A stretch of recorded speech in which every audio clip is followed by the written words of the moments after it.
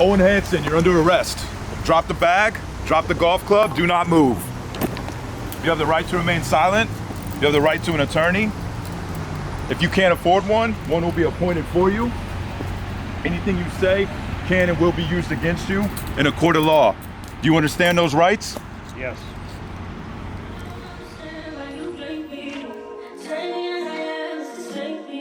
Yeah. Yeah.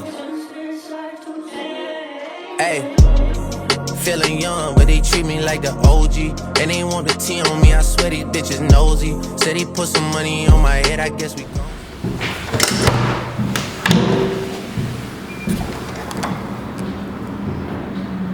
Who are you working with in the cartel, Mr. Hansen? No comment. We know you were shipping to Australia. How many kilos a week were you sending?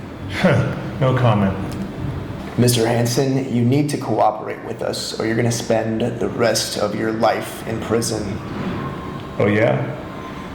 Well, this is where I tell you, speak to my attorney.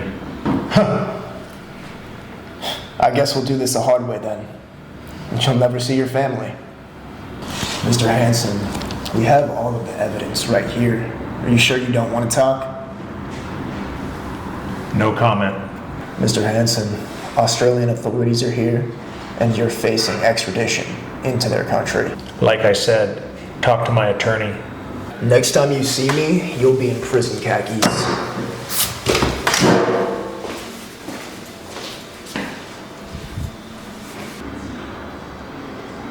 10 years ago, I was arrested at the Aviara Country Club in a room similar to this.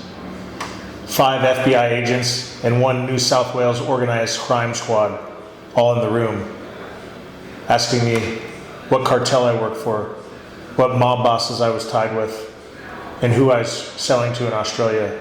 But what they didn't realize is I had already retained a lawyer 2 months prior, and my lawyer gave me the best piece of advice ever, which was, don't say shit. And that's what I did. Walk me through that day. What was going through your mind before you got arrested? Before I got arrested, I was driving 100 miles per hour to meet this guy by the name of Al Wilson at the country club. He was my money launderer for my Mexican and Australian operation. He'd been laundering millions of dollars for me in regards to my drug operation with the cartel. I had a tea time with him at the Aviara Country Club at 7:10 in the morning on September 9th. I'll never forget that day because I pulled up to the country club and there wasn't one car inside. I drove to McDonald's that morning and I had my last Egg McMuffin for the last decade. And I sat there in my Porsche Panamera saying, man, what if I just drive over my encrypted phone and take off to the border? Because I said, man, I have the cartel to protect me. I have stash houses throughout Mexico. They'll never find me. Maybe that's the play. And then right then and there, when I was thinking that, I got the phone call from Al Wilson saying, where are you at? I'm in the clubhouse. So I got back in my Porsche and drove all the way to Aviara Country Club. When I pulled in, I knew something was up because as soon as I got out of my Porsche, I went to grab my clubs and my caddy was there and he says, Mr. Hansen, welcome. And he was shaking. And I said, hey, where is everyone, man? Why is no one here? He goes, I don't know, Mr. Hansen. And as soon as I went to grab my man bag out of my Porsche Panamera, where I had my 2 encrypted phones and about 20, 30,000 to gamble, I knew something was off. Because as soon as I turned around, I heard the ruffles in the bushes, and 15 FBI agents came out with AK-47s drawn. And then I looked up in the sky, and there was a FBI helicopter. And when they slapped the cuffs on my hands, they had Al Wilson, the guy that was involved in the money laundering, handcuffed. And he's telling me, don't say shit, Owen. They got nothing on us. And I knew right then and there it was all a ruse, that he was involved in this, and he had set me up from the get-go. What was your initial reaction when they put you in cuffs? Did you say anything? Were you in shock? I was in absolute shock, and I knew from my attorney not to say a word. So the whole time I was numb, My hands were shaking. The cuffs were on me so tight I could barely feel my fingers. I knew my life was over. What was the atmosphere like? Did the agents say anything to you, or was it just business as usual for them? Like, did they give you any insight to that they were following you, or was it kind of just like arrest, put you right in the car? No, they put me right in the car, and the whole time I was very observant.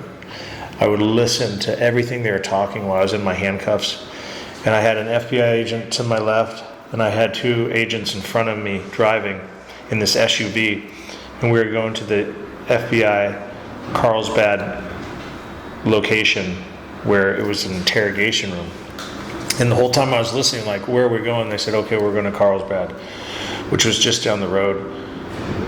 And right when I heard the Australian accent, the guy sitting shotgun, when I heard that Australian accent, I knew right then and there this wasn't a gambling bust. This was a drug bust.